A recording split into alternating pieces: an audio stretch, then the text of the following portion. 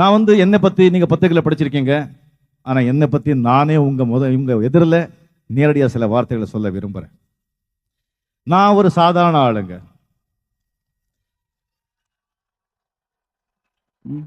Bus கண்டக்டருக்கு முன்னால நான் ஒரு ஆபீஸ் பாய், ஒரு கூலி மேன், ஒரு கார்பெண்டர். அதுக்கப்புறம் தான் நான் பஸ் கண்டக்டர்.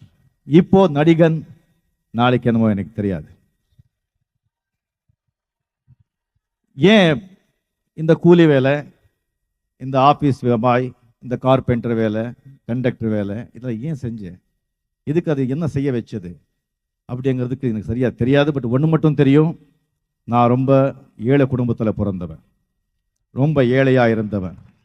ஒருமை என்னங்கிறது கேட்டில்ல, கண்டில்ல, அனுபவிச்சு நான் பார்த்துக்கிட்டே இருந்தவன். அப்போ எனக்கு வந்து ஒரு வெறி, நான் எப்படியாவது பணக்காரன் ஆகணும்னு சொல்லி பணம் சம்பாதிக்கணும். இந்த பணம் தானே இதுக்கெல்லாம் காரணம். நான் எப்படியாவது பணம் சம்பாதிக்கணும் அப்படின்னு சொல்லி ஏன் சொன்ன நல்லா படிக்கிறேன்னு சொல்லிட்டு என்ன நல்ல ஒரு ஸ்கூலில் வந்து சேர்த்துட்டாங்க. நல்லா படித்த பிள்ளைங்க, நல்ல பணக்கார பிள்ளைங்க. அவங்க யூனிஃபார்ம் நல்லா போட்டுக்கிறாங்க. யூனிஃபார்ம் போடுறது பணம் இருக்காது. அது பசங்களை கேலி பண்ணுவாங்க. அதில் பார்த்து என் மனசுக்குள்ளே வந்து அப்படியே கூத்து பணக்கார ஆகணும், நான் பணக்கார ஆகணும்னு சொல்லி. பட் எந்த ரூட்டில் போகணும், எப்படி போகணும் சொல்லி அது எனக்கு தெரியாது. நான் நடிகன் ஆகணும்னு சொல்லி அவன் நினைச்சதே கிடையாது. சில பேர் சொல்லுவாங்க, நான் வந்து பிறந்ததுலேருந்தே எனக்கு அந்த நடிப்பு திறமை அது இருக்குன்னு சொன்னாங்க. சத்தியமாக கிடையாதுங்க, அதெல்லாம் எனக்கு கிடையாது. ஸோ அப்படியே வந்து நான் ரொம்ப கஷ்டப்பட்டு இருக்கும்போது ஒரு வாட்டி எனக்கு வந்து சின்ன வயசுலேருந்து எனக்கு தெரியாது, போன ஜென்ம பலனோ என்னமோ, எனக்கு பயங்கிறது கிடையாது. எதுலேயும் யாருக்கும் எப்போவுமே அந்த பயங்கிறதே எனக்கு கிடையாதுங்க. ஸோ நான் ஒரு வாட்டி மட்டும்தான் வாழ்க்கையில் நான் பயந்தேன். ஸோ பயந்துட்டு தற்கொலை பண்ணிக்கலாம் அப்படின்னு சொல்லி நான் முடிவு பண்ணேன். ஸோ நான் முடிவு பண்ணி உட்காந்துட்டு இருக்கும்போது நான் இருந்த இடத்துல ஒரு மலை இருக்குது. அங்கே வந்து சாமியார் ஃபோட்டோ வந்து வரைஞ்சிருக்காங்க. அந்த ஃபோட்டோவில் பூஜை பண்ணிட்டு இருக்காங்க. நான் அங்கே போய் நின்றுக்கிட்டேன், பார்த்தேன். அந்த சாமியார் யாருன்னு கூட தெரியாது எனக்கு. அது என்னமோ அந்த பார்த்த உடனே எனக்கு மனசுலேயே ஒரு சேஞ்ச் ஆச்சு. நான் வந்து சரி வேண்டாம், இப்போ வேண்டாம், கொஞ்சம் தள்ளி போட்டுக்கலாம் அப்படின்னு சொல்லிட்டு நான் வந்து வீட்டில் போய் தூங்கிட்டேன். தூங்கும்போது எனக்கு ஒரு கனவு வந்தது. ஒரு சாமியார் வெள்ளை தாடி போட்டிருக்காரு, காவி துணி. இதை வந்து யாருக்குமே நான் சொன்னதில்லை, நான் இங்கே தான் சொல்கிறேன், எங்கேயும் சொன்னதில்லை. அது வந்து அவரை வந்து பெரிய ஒரு பிரவாகம் மாதிரி ஒரு நதி போயிட்டுருக்கு. அந்த பக்கம் அந்த சாமி இருக்காங்க. அந்த சாமி வந்து என்னை கூப்பிடுறாங்க. அப்படியே நான் வந்து நீந்தாமலேயே அப்படியே ஓடி அவர் பக்கத்தில் போகிறேன். அவர் என்ன அப்படியே பார்த்து என் பின்னாலே வா சொல்லி முன்னாலே போகிறாங்க. பின்னாலே நான் போகிறேன். முழிச்ச பிறகு எனக்கு தெரிஞ்சது இன்னைக்கு நான் பார்த்த அந்த சுவாமி தான் இவருன்னு சொல்லிட்டு நான் நெக்ஸ்ட் டே மார்னிங் வந்து கேட்டேன், யார் இதுன்னு சொல்லிட்டு ராகவேந்திர சுவாமின்னு சொன்னாங்க. இவங்க மட்டும் எங்கே இருக்கு அப்படின்னு கேட்டேன். இந்த மாதிரி மட்டும் அங்கே போயிட்டு நான் இப்படி இருக்கேன், எனக்கு என்ன பண்ணுறோம் எனக்கு தெரியாது, நான் வந்து பணக்காரன் ஆகணும் அப்படின்னு சொல்லிட்டு நான் சாமி கிட்டே வேண்டி எவரி தஸ்ட்டு நான் விரதமாக இருக்கிறேன்னு போனேன். அவ்வளோதான். அதுக்கப்புறம் நான் கண்டக்டர் ஆகிட்டு நான் வந்து ஃபிலிம் இன்ஸ்டியூட்டில் சேர்ந்து பாலச்சந்திர என்னை தேர்ந்தெடுத்து நான் நடிகனாகி பெரிய ஸ்டார் ஆகிட்டு 78ல் எனக்கு அந்த மந்திராலயத்துக்கு இந்த ராகவேந்திர சுவாமிகள் மந்திராலயத்தில் இருக்காங்க. மடம் இருக்குது. அவர் வந்து சமாதி ஆகிட்டு ஒரு 300 இயர்ஸ் ஆச்சு. அங்கே நான் போகலான்னு சொல்லிட்டு ஆட்டு பெரிய பணக்கார ஸ்டார் ஆன பிறகு நான் அங்கே போனேன். அங்கே போயிட்டு அந்த நதி இருக்கும், அதை பார்த்த உடனே அந்த என் கனவுல எந்த நதி வந்ததோ, என் கனவுல வந்து எந்த இடமோ அதே இடம் அங்கே இருந்தது. இது வரைக்கும் முன்னாடி நான் பார்த்ததே கிடையாது. அது பார்த்த உடனே என்னுடைய உடம்பை சிரித்து போச்சு. நான் கனவுல பார்த்த அதே நதி, அதே மரம், அதே இது. அதான் அந்த ராகவேந்திர சுவாமி புண்ணியத்தால் நான் வந்து இங்கே ஒரு பெரிய நடிகர்னு சொல்லி நீங்கள் சொல்லிட்டு இருக்கீங்க. இது தமிழக மக்களின் அன்பு, அந்த கடவுளின் ஒரு ஆசீர்வாதம் தான். நான் வந்து இப்போது அந்த கண்டக்டர் இங்கே சூட்டெல்லாம் போட்டு முன்னால் நிற்கிறேன்னு சொன்னேன். அது என்னுடைய அதிசயம் ஒன்றும் இல்லைங்க, எல்லாம் அந்த கடவுளுடைய ஆசீர்வாதம். இன்னொன்று நான் வந்து உங்களுக்கு முக்கியமாக சொல்லி தான் ஆகணும்.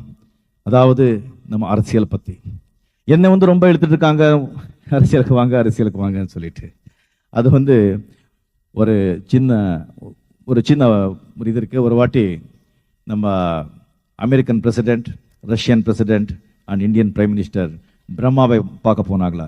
பிரம்மாவை பார்க்க போயிட்டு அந்த பிரம்மா கிட்ட சொன்னாங்களா, அமெரிக்கன் நம்ம நாடு வந்து எப்போ உருப்படும் அவங்க சொன்னாங்களா நீ வந்து இன்னொரு 50-60 ஆண்டுகளே உங்க நாடு உருப்படப்பா நீ போவோம்னு சொன்னாங்களா. ஸோ ரஷ்யா பிரைம் மினிஸ்டர் போய் கேட்டாங்க நம்ம நாடு எப்போ உருப்படும் சொல்லி. நீ செத்த பிறகு தான் உங்க நாடு உருப்படும் சொன்னாங்களா. அதுக்கப்புறம் இந்தியா பிரைம் மினிஸ்டர் போனாங்களா நம்ம நாடு இங்க எப்போ உருப்படும் சொல்லி. பிரம்மா அழ ஆரம்பிச்சிட்டாங்களா. பிரம்மா அழ ஆரம்பிச்ச உடனே அவருக்கு ஏங்க அழுறீங்க, என்னப்பா நான் செத்த பிறகுதான் உங்க நாடு உருப்படும். பிரம்மாவுக்கு வந்து சாவு கிடையாதுங்க, அப்ப நம்ம நாடு வந்து உருப்படாதுங்க. இது வந்து அரசியல்வாதிங்க செய்யற இந்த இதனாலங்க. நீங்க வந்து பாத்தீங்கன்னு சொன்னா இந்தியாவில் கன்னடக்காரங்க இருக்காங்க, தமிழங்க இருக்காங்க, குஜராத்திங்க இருக்காங்க, மராட்டிங்க இருக்காங்க, பஞ்சாபிங்க இருக்காங்க, தெலுங்காரங்க இருக்காங்க, மலையாளிங்க இருக்காங்க. ஆனா இந்தியன் இல்லைங்க. இந்தியன் அங்க இல்லைங்க. இந்தியாவில் இருக்கிற வரைக்கும் அவன் இந்தியன் சொல்ல மாட்டாங்க. இந்தியாவில் இருக்கிற வரைக்கும் அவனுக்கு இந்தியாவோட அருமை தெரியாது. அவன் வெளிநாட்டுக்கு இப்படி வந்த பிறகுதான் அவன் சொல்லுவான் நான் இந்தியன் அப்படின்னு சொல்லி. இந்தியாவோட மண் அந்த மாதிரிங்க. அது தர்ம பூமி. அது எத்தனை அரசியல்வாதிங்க வந்து எத்தனை திஸ்டிங் பண்ணா கூட சரி, அந்த நாட்டில் இருக்கிற ஒரு அமைதி, ஒரு நிம்மதி, அது எங்கேயும் எங்கே போனாலும் யாருக்கும் கிடைக்காதுங்க.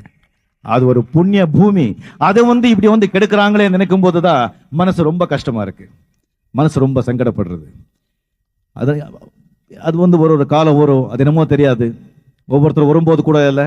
சஞ்சய் காந்தி ரொம்ப வந்து ஹோப் இருந்தது, ரொம்ப வச்சிருந்தோம், அவர் வந்து செத்து போயிட்டாங்க. ராஜீவ் காந்தி 5 வருஷம் வந்து இது பண்ணி இனிமே கரெக்டா பண்ண போறாங்க அப்படின்னு நினைக்கும் போது அவரே வந்து சாவடிச்சிட்டாங்க.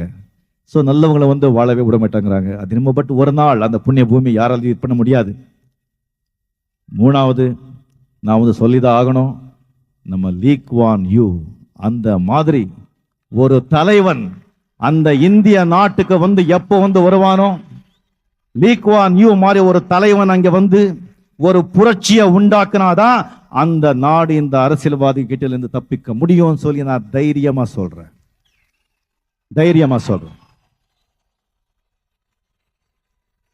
எனக்கு வந்து ரொம்ப ஸ்பிரிச்சுவல் ரிலீஜியஸ் மேன் சொல்றாங்க. I am not religious man, I am spiritual man.